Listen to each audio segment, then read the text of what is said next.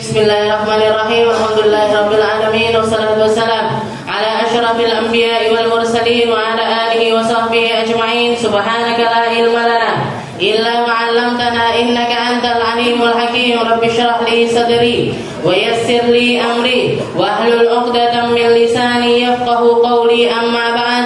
Alhamdulillah ala nikmatil Islam, alhamdulillah ala nikmatil iman, wa kafa biha min ni'mah. Alhamdulillah, segala puji bagi Allah Subhanahu wa taala yang memberi kita nikmat Islam, memberi kita nikmat iman, memberi kita nikmat berupa menjadi salah satu bagian dari umatnya Nabi kita Nabi Muhammad sallallahu alaihi wasallam, menjadi umat sebaik-baik umat.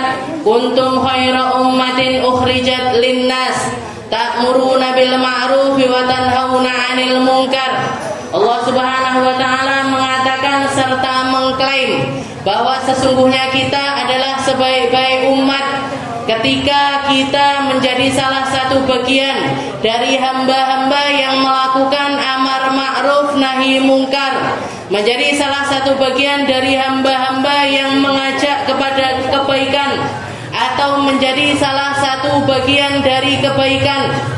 Kita mencegah dari keburukan, serta menjadi salah satu orang yang tercegah dari keburukan.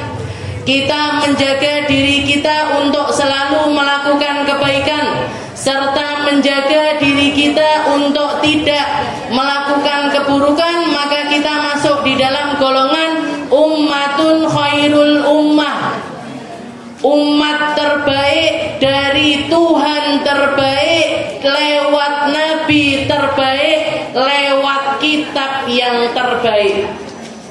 Jangan kita turunkan standar kita, jangan kita hinakan diri kita, jangan kita lemparkan jiwa kita ke dalam lembah keburukan-keburukan, karena kita terus-terusan selalu berada di dalam kubangan-kubangan dosa.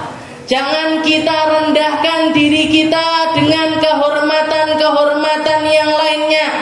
Jenengan tidak perlu pakai atribut mewah, tidak perlu punya rumah mewah, tidak perlu berkendara mewah, tapi dirimu sudah mulia semenjak dilahirkan. Dirimu sudah mulia karena menjadi bagian dari umatnya Nabi Muhammad sallallahu alaihi wasallam. Sayyidina Umar bin Khattab mengatakan, Sayyidina Umar mengatakan, sesungguhnya kita, nahnu qaumun, kita ini satu kaum, a'azzanallahu bil Islam, kemuliaan kita ada di dalam Islamnya kita, kemuliaannya kita ada di dalam ibadahnya kita, kemuliaannya kita di dalam kebaikan-kebaikan kita. Barang siapa yang nyari kemuliaan lewat perkara-perkara yang lainnya, Allah Ta'ala akan hinakan dia sehina-hinanya. Mereka yang nyari kemuliaan lewat ketenaran dihinakan sama Allah. Mereka yang nyari kemuliaan lewat harta dihinakan sama Allah. Mereka yang nyari kemuliaan lewat tampang-tampangnya, mereka semuanya adalah makhluk-makhluk terhina, serta mengesampingkan sesuatu yang sudah mulia, yang sudah ada di dalam ruh-ruh mereka. Yang Nabi Musa bahkan ngiri, yang Nabi Adam bahkan ngiri, yang bahkan para nabi-nabinya Allah Ta'ala pun mengharap-harap untuk menjadi bagian dari umatnya Nabi Muhammad sallallahu alaihi wasallam. Bulan Maulid ini bulannya nyari pandangan. Bulan Maulid ini kalau kita ngomong gampangnya wayahe caper, nggih.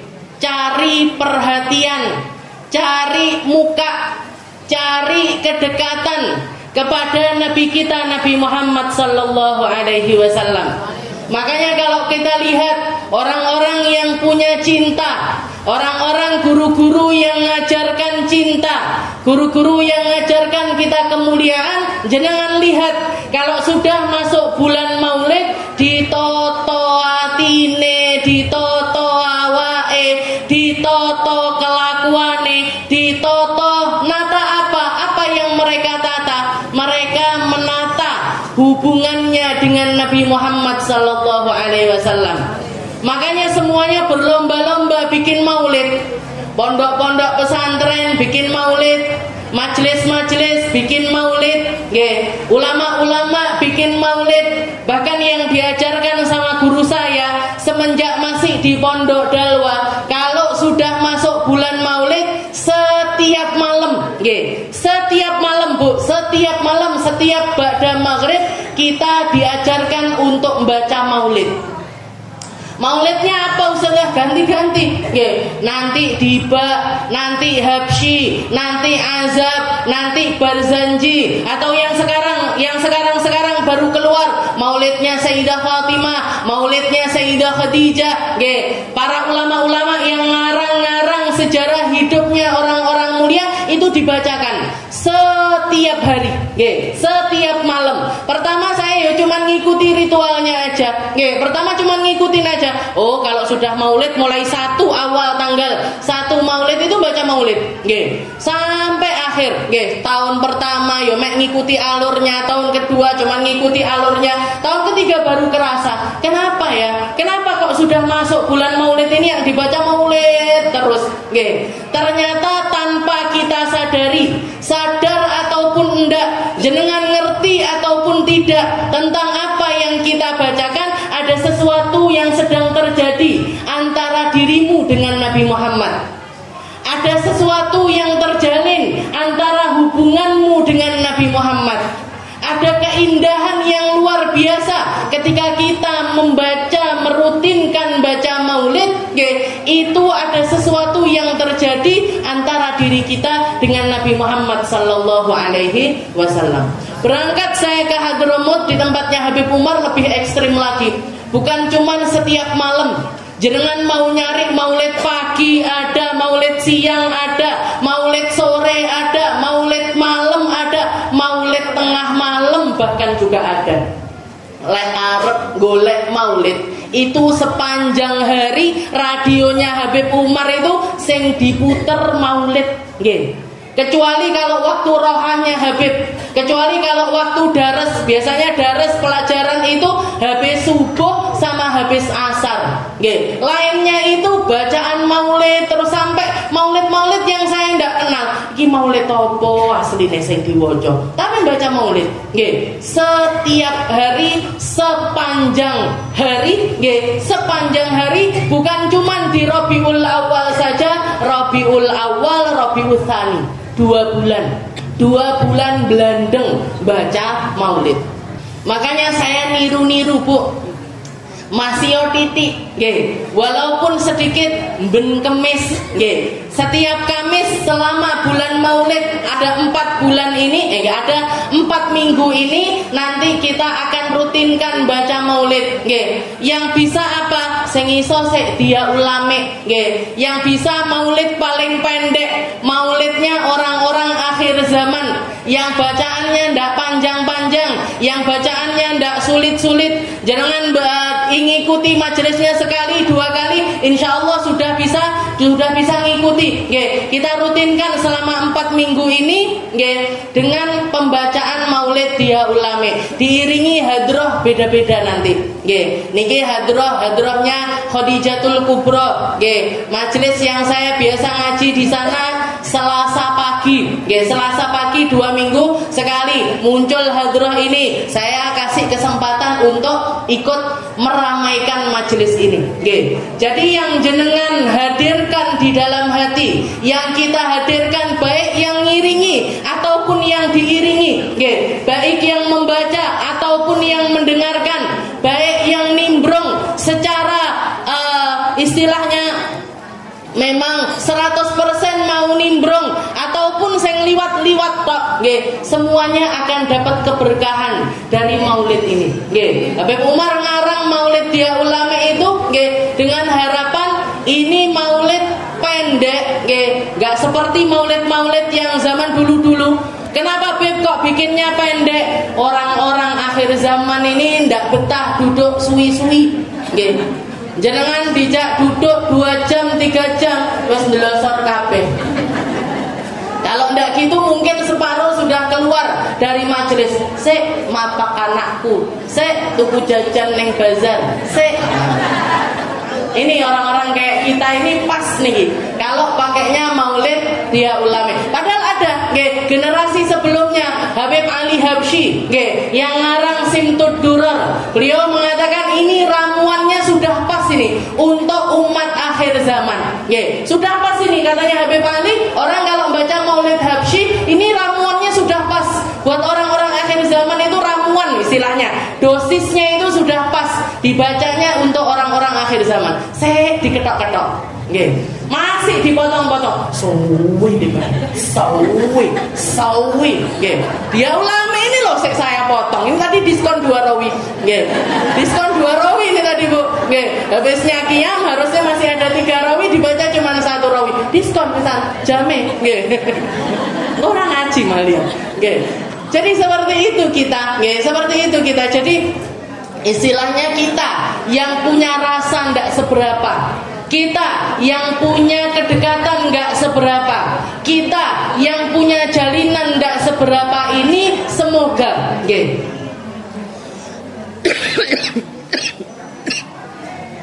semoga dan semoga selalu dilihat sama Nabi.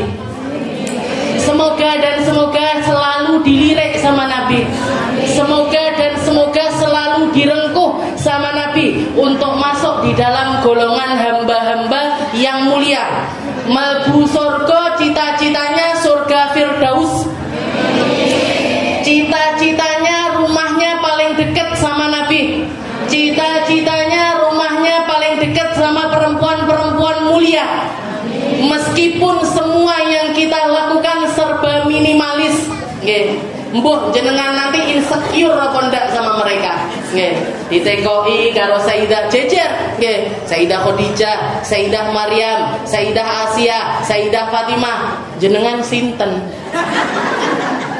Majelis Darussalam, Bu Baba, Majelis Darussalam, Mbah. Majelis Darussalam ini yang di Poncotan Tulungagung, Poncotan Tulungagung, salatmu piro?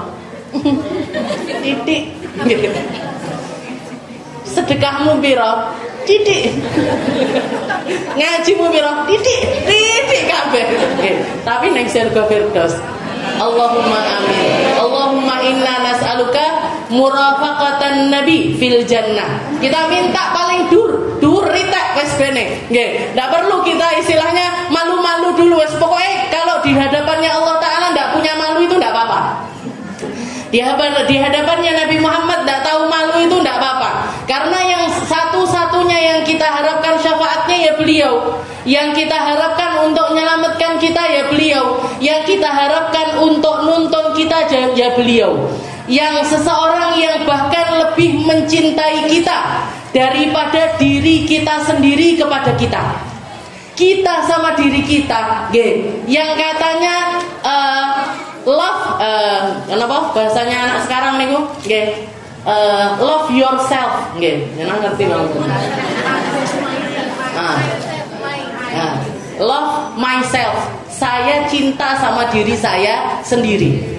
Saya cinta sama diri saya sendiri. Katanya kita cinta dengan diri kita sendiri, tapi ngelakoni maksiat melaku. Tangan kita masih maksiat, lisan kita masih maksiat, mata kita masih maksiat, telinga kita masih maksiat. Itu ndak cinta diri, Bu. Itu jenengan ndak sedang mencintai diri jenengan sendiri. Karena berarti kita sedang menghalalkan diri kita untuk masuk ke dalam kehinaan.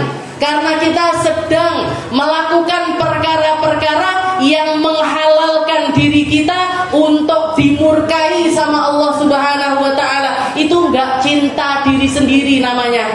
Nabi Muhammad sallallahu alaihi wasallam semuanya dikorbankan. Hartanya, waktunya, umurnya, anak-anaknya, semua hal yang bisa beliau korbankan dikorbankan. Untuk apa? Untuk kita, umatnya. Untuk kita yang namanya selalu ada dalam doanya. Yang kita bahkan mungkin lupa untuk doakan diri kita sendiri, tapi Nabi Muhammad selalu ingat, Allahumma arham ummati Allahumma firli ummati. Ketika Sayyidah Aisyah didoain sama Nabi, Allahumma firli Aisyah ma dhahara minha wa ma batan. Ya Allah, ampuni Aisyah yang kelihatan, yang gak kelihatan, siangnya dia, malamnya dia, hari-harinya dia, penuhi dengan ampunan ya Allah. Senang Sayyidah Aisyah guyang-guyu, cengar-cengir.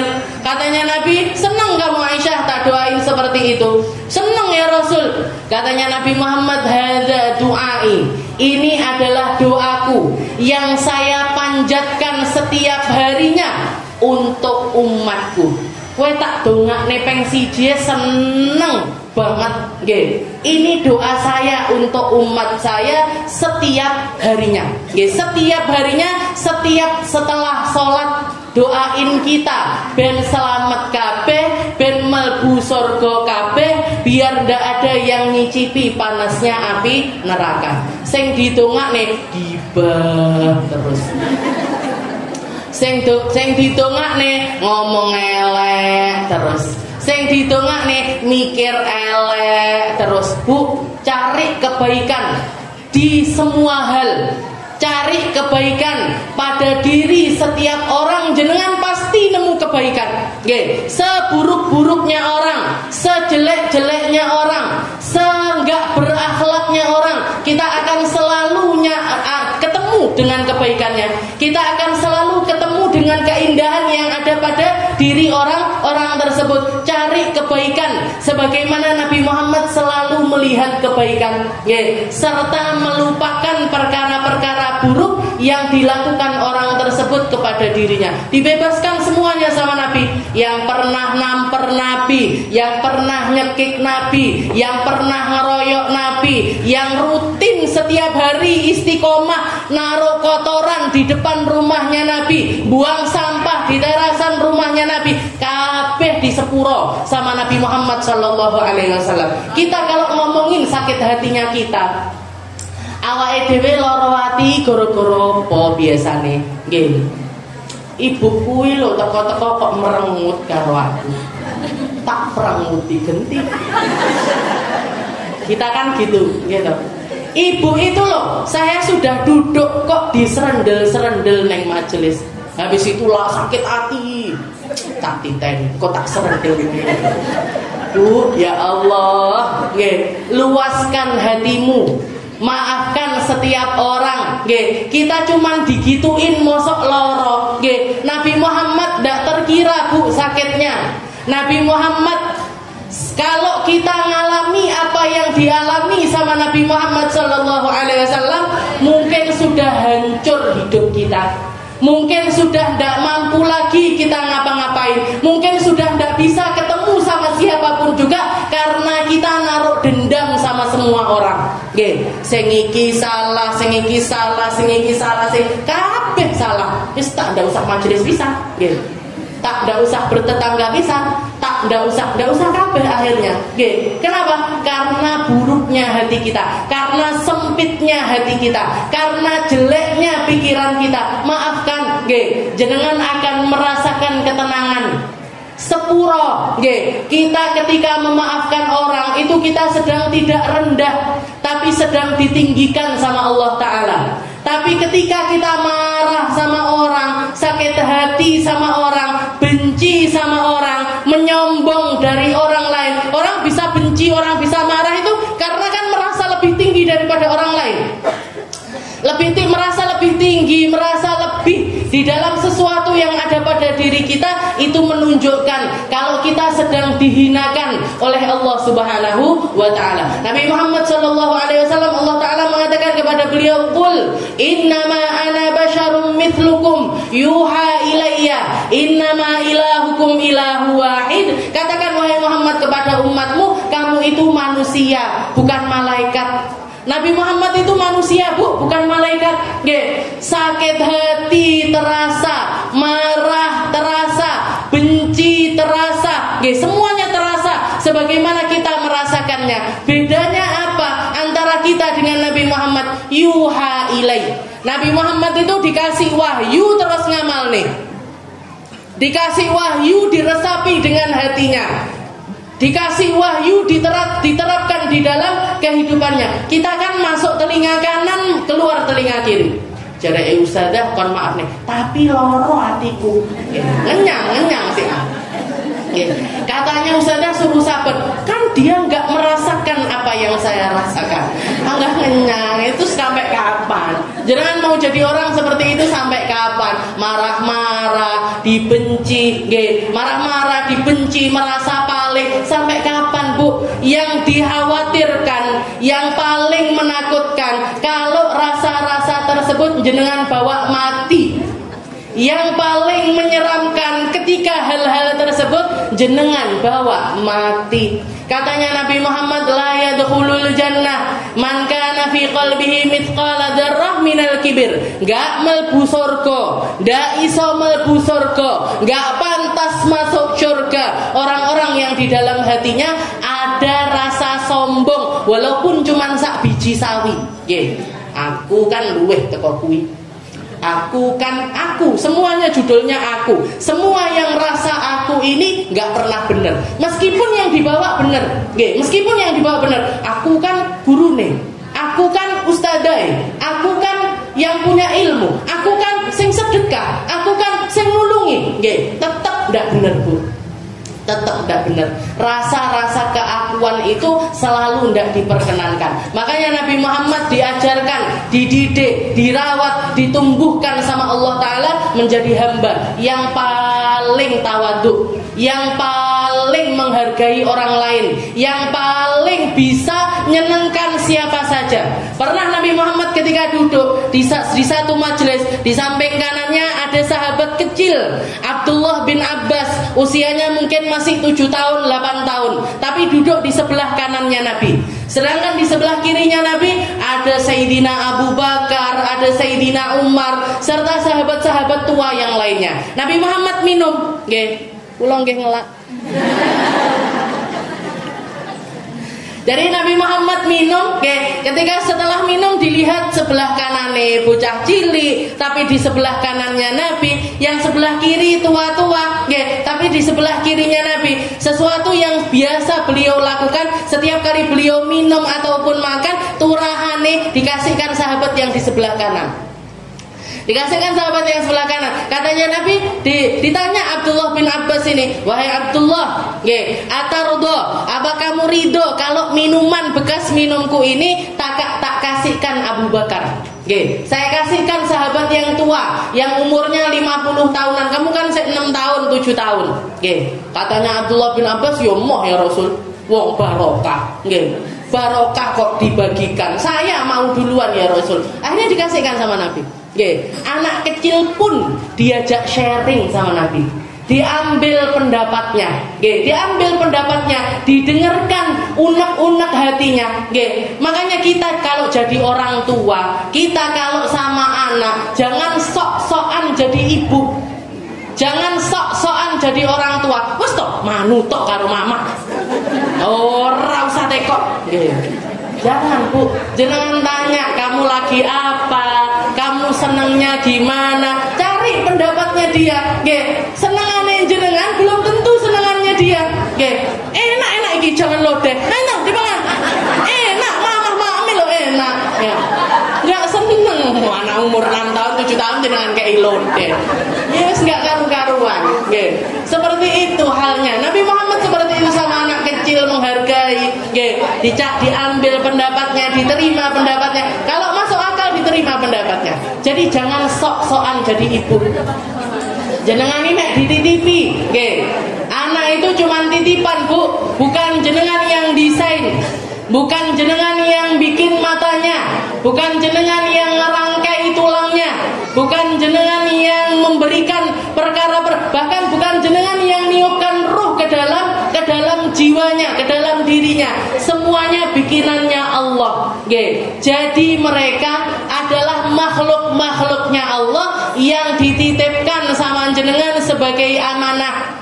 Amanah untuk dididik dengan baik, amanah untuk dapat perlakuan yang baik dari orang tuanya, amanah untuk dikenalkan kepada Tuhannya, amanah untuk dikenalkan kepada Rasulnya, amanah untuk dikenalkan dengan Al-Qur'annya amanah untuk menjadi khalifatullah fil ard, untuk menjadi orang-orang yang mengibadahi Allah Ta'ala di atas muka bumi ini. Di atas muka bumi ini mereka adalah amanah-amanah dari Allah Subhanahu wa Ta'ala. Jadi kita, jadi ibu harus niru piye carane Sayyidah Khadijah mendidik anak-anaknya. Gimana caranya Sayyidah Fatimah mendidik putra-putrinya. Gimana caranya Nabi Muhammad di dalam memperlakukan orang-orang yang ada di sekitarnya. Harus belajar. Ini momennya bagus, momennya pas, bulan Maulid, bulannya kita kenal sama Nabi, mendekati Nabi, grepe-grepe Nabi, nyari-nyari syafaatnya Nabi. Jenengan kalau diundang Maulid, usahakan untuk hadir dengan niat yang benar, nyari tahu maulidnya apa ya sing diwaca. Oh, di Darussalam dia ulame, tak golek bukune. Di sana disiapkan buku apa ndak? Disiapkan tapi terbatas, kadang-kadang entek. Nggih. Kalau enggak gitu nggih jenengan download di HP, ada. Nggih. Cari yang ada terjemahnya, cari yang ada maknanya, biar ketika dibaca kita tahu oh karepe ngene. Nggih. Orang Indonesia ini kan istilahnya yang banyak ndak ngerti, mau cotok tapi ndak ngerti maknanya. Jadi kapan waktunya amin nggak ngerti, sama kapan waktunya sallallahu alaihi. Iki sing dijareke pertama sallallahu alaihi, karena kok amin. Iya toh. Nah itu biar ngerti gimana caranya. Jenengan pakai yang terjemah. Belajar bahasa Arab saja bagus. Tapi koyoke angel jenengan. Kalau jenengan tidak belajar bahasa Arab barang ya angel ini. PR saya lagi akhirnya. Jadi belajar ngaji. Hafalkan surat-surat niku dulu. Sambil dipahami makna-maknanya. Tabarukan tetap sama kitabnya kita Sulamut Taufik. Kita ambil sedikit dari kitab Sulamut Taufik qala al-mu'allif rahimahullah taala wa nafa'na bi ulumi fid dharain. Kita baca kitab Sulamut Taufik karya Habib Abdullah bin Husain bin Tahir. Ibadah haji sudah selesai. Kita masuk ke dalam bab yang membahas tentang larangannya riba. Halaman 42. Di halaman 42 itu dikasih judul larangan riba. Riba ini salah satu perkara yang paling dimurkai sama Allah Subhanahu wa Ta'ala. Riba itu artinya ziyadah. Riba itu artinya punjul. Riba itu artinya nambah. Apa maksudnya riba ini? Riba itu ketika orang menjalani riba, kalau jenengan punya uang, ngarep-ngarep dia akan bertambah tanpa melakukan apapun, itu namanya riba. Kalau bahasanya kita nganakne duit, rentenir, uang ditaruh 100.000, sesuk milihnya jadi 110.000. Minggu depan pengennya jadi 150.000. Tahun depan pengennya jadi 1 juta. Ndak nyapo-nyapo pakai uang 100.000. Nah ini namanya riba. Dan riba ini salah satu dosa yang paling besar. Dosa yang paling besar itu adalah riba. Katanya Habib Abdullah Al-Haddad, riba itu pintunya ada 72 pintu. Riba itu pintunya ada 72 pintu. Paling kecilnya riba dosanya, dosanya orang yang lakoni riba yang paling kecil, yang paling rendah itu setara dengan seseorang yang berzina dengan ibunya sendiri. Itu dosanya riba. Jadi riba itu artinya ziyadah. Makanya semua yang kelebihan, semua yang lebih dari sesuatu itu selalu tidak bagus. Selalu ndak bagus. Majelis kedawat ndak apik. Akhirnya jenengan nggak konsentrasi. Akhirnya jenengan nggak konsentrasi. Makanya dibikin sama para ulama itu kalau bermajelis. Saya ini majelis itu nirukan Habib Umar. Habib Umar kalau sudah habis asar biasanya roha. Habis roha sebelum masuk ke pelajaran itu selalu ada amaliyahnya. Makanya amaliyahnya jenengan orang-orang NU rata-rata itu kalau majelisan sebelumnya mesti ada amaliyahnya. Lek ndak yasinan, yo tahlilan, yo mulutan, seperti itu. Itu bukan sesuatu yang nggak baik. Saya pernah datang ke majelisnya orang yang nggak mau sama hal-hal semacam ini. Nggak gelem mulutan, nggak gelem yasinan, nggak gelem hal-hal seperti ini, nggak mau. Kumpul mereka. Akhirnya apa yang terjadi? Ngomong karepe dhewe. Ngomong nih sembarang kalir, semuanya diomongkan. Ini ngomong sendiri, ini ngomong sendiri, ini ngomong sendiri. Bahkan sampai ke tingkat tukaran, Bu. Jadi sebelum majelis tukaran dhisik. Saya sudah menyiapkan materi arep bahas ini bubar kabeh. Saya bahas assalamualaikum. Bu, istilahnya, makanya keluar dari situ saya langsung bersyukur, ya Allah, alhamdulillah saya ini diajarkan dari kecil mau majelis bentuk apapun awalnya selalu amaliyah. Mau yang panjang maupun yang pendek, mau yang panjang kayak yang panjang kayak maulidan biasanya panjang, ataupun yang pendek-pendek sekedar yasinan, sekedar tahlilan. Tapi orang kumpul itu ndak omong dewe-dewe, semuanya duduk langsung yasinan sambil nunggu kumpulnya orang, sambil nunggu orang-orang yang mungkin berhalangan datang awal, jadi mereka datangnya tengah ataupun datangnya akhir dan lain sebagainya, sambil nunggu mereka yasinan dhisik, tahlilan dhisik. Baru setelah itu apa hajatnya? Kalau majelis tasmiahan, ya tasmiah, motong rambut, didongani, ditahnik dan lain sebagainya. Kalau pengajian ya ngaji, pengajian ya ngaji. Saya di situ diundang ngaji, tapi disuguhi pemandangan tukaran dhisik. Dikasih pemandangan seperti itu. Tetap saya merasakan, oh benar yang ditotok nih sama para ulama-ulama kita.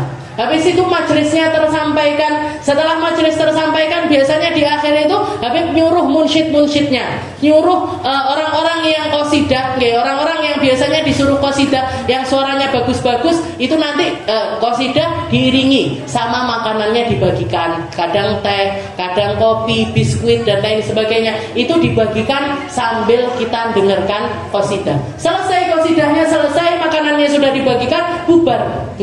Bubar. Makanya majelis itu jenengan porsinya harus pas. Istilahnya jenengan datang ngaji, bar ngaji mulai, Bu. Jangan kemana-mana. Jangan terus berpengajian bakso, berpengajian ini itu dan ini yang bikin tambah-tambahannya ini loh, Bu, riba. Tambah-tambahannya ini yang bikin rusuh. Tambah-tambahannya ini yang bikin hati kita ini nggak bener. Pertama nih ibu-ibu biasanya saya cuma ngomongin masalah sekolahan, kok Ustazah cuma ngomongin masalah pertamanya 5 menit pertama itu 30 menitnya itu pancen bojone kuwi ngene pancen omahe ibu kuwi enak gak karo-karo. Mendingan di rumah, Bu, jenengan lek melek kopi moro pawon udah dhewe. Bikin kopi, bikin teh, bikin cemilan. Kalaupun pengen beli terus dibawa pulang. Ini yang bikin rusuh ini, tambahannya ini riba ini, Bu. Ribanya majelis, tambahannya majelis, nggak enak api, nggak ada bagusnya. Jadi semuanya itu sekedarnya, semuanya itu pada porsinya. Jadi kalau majelis ditoto, karena rusak akhirnya. Jenengan podo ae koyo bar diumbak, bar ngono nyemplung nenggone got. Diubah, dibersihkan pas majelis, sholawatan, baca Quran, ini dan yang bagus-bagus semuanya dibersihkan jenengan di majelis. Tapi metu nyemplung got, wis ndak bagus. Apa yang dibawa ke rumah? Oleh-olehnya ke rumah bukan yang dibahas di majelis. Oleh-olehnya di rumah tanggomu kuwi lho ya, kancamu wis ambiyen saiki ngene. Tibae bojone kancaku. Wes, coba angel nggih. Angel tuturane lho sematan ngene. Wasallan yajibu ala kulli muslim alla yadkhul bi syai'in hatta ya'lam ma ahallallahu ta'ala minhu. Di sini Habib Abdullah mengatakan fasal yajibu ala kulli muslim, wajib hukumnya bagi setiap hamba yang mengaku muslim, alla yadkhul bi syai'in hatta yu'lam ma ahallallahu ta'ala fi. Untuk tidak masuk ke dalam satu perkara kecuali mengetahui apa yang dihalalkan sama Allah Ta'ala di dalamnya diharamkan. Intinya kalau kita mau melakukan semua perkara, apapun perkaranya, kudu duwe ilmune. Jenengan mau haji harus ngerti ilmunya haji. Jenengan mau umrah harus ngerti ilmunya umrah. Jenengan mau nikah harus ngerti ilmunya nikah. Jenengan mau nikah nih anak ya kudu ngerti piye dadi maratuwa sing apik, nggih. Harus ngerti gimana jadinya mertua yang baik sama menantunya. Kalau jenengan mau dagang harus ngerti mana yang halal, mana yang haram. Mau bikin arisan, mendi arisan yang benar, mana arisan yang enggak benar. Jenengan mau bikin tabungan, mana yang tabungan yang benar, mana tabungan yang enggak benar. Mau nyekolahkan anak harus ngerti ini sekolahan yang benar, akidahnya apa enggak, ini sekolah yang baik apa enggak. Harus ngerti ilmunya dulu sebelum melakukan perkara apapun. Jadi semua perkara yang kita lakukan harus berlandaskan ilmu. Ojo melok. Nggih. Wong-wong majelisan melo. Wong-wong prai majelis yo prai malian. Kenapa? Karena nggak ngerti ilmunya bermajelis.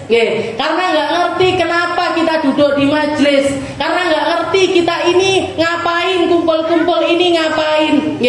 Kita kumpul-kumpul ini menggugurkan kewajiban kita, utamanya sebagai seorang manusia untuk berilmu sebelum beramal. Berilmu dulu sebelum beramal. Kalau Sahibuz Zubat mengatakan fa'alimun bi ilmihim lam ya'malan mu'adzabun min qabli ubadil wathan. Semua orang yang berilmu tapi tidak mengamalkan ilmu itu mereka akan diazab sebelum para penyembah berhala. Tapi setiap amal kalau tidak dibarengi dengan ilmu, amaluhu mardudatun la tuqbalu. Amalnya mardud, amalnya tertolak, tidak diterima sama Allah Subhanahu wa taala. Jenengan wudu kudu ngerti ilmune wudu. Jenengan salat harus ngerti ilmunya salat. Jenengan zakat harus ngerti ilmunya zakat. Biar apa? Biar tidak tertolak. Jadi kita duduk di majelis ini nyari ilmu, bukan nyari temen, nyari ilmu, bukan nyari relasi. Nyari ilmu, bukan nyari kedekatan sama yang kelihatan. Apa salah berarti konconan boten? Enggak salah, temenan enggak salah, silaturahim enggak salah. Apapun niat awalnya kita, tapi awal dari semua niat itu harus nyari ilmu. Ini yang akan bikin jenengan istiqomah. Ini yang akan bikin jenengan benar-benar dapat apa yang ada di dalamnya. Ini yang akan bikin kita terubah, berubah tadi apa Sailor-Moon? Bukan, berubah jadi seseorang yang lebih baik lagi, lebih baik hatinya, lebih baik cara berpikirnya, lebih baik logikanya, lebih baik di dalam perkara-perkara kehidupan kita. Mungkin dapat berkah semuanya, mungkin diistiqomahkan sama Allah Taala. Mungkin dapat pandangannya dari Nabi Muhammad, pandangannya dari orang-orang mulia, pandangan dari para orang-orang yang ada di sekitarannya Nabi kita Nabi Muhammad sallallahu alaihi wasallam. Dan mungkin sama Allah taala kita semuanya dimampukan untuk beramar ma'ruf nahi munkar, dimampukan untuk terus-terusan bisa menjadi hamba-hamba Allah taala yang menebar kebaikan untuk diri kita pribadi, untuk orang sekitar kita pada umumnya. Jadi hamba-hamba yang ngerti gimana caranya ngomong, gimana caranya mandang, gimana caranya mendengar, gimana caranya melakukan setiap perkara yang ada di dalam kehidupan kita. Mungkin sama Allah Ta'ala diberkahkan umur kita, diberkahkan kehidupan kita, diberkahkan keluarga kita, diberkahkan apapun yang menjadi laku lampahnya kita. Dan semoga semua hal ini menjadi kenangan-kenangan indah yang akan kita kenang sampai ke surganya Allah, sampai ke dalam tempat yang terindah, sampai bersama orang-orang yang mulia di sisi Allah Subhanahu wa taala. Ala hadhihi niyyah wa ala niyatin salihah wa ila hadratin Nabi Muhammad sallallahu alaihi wasallam. Bismillahil Fatihah.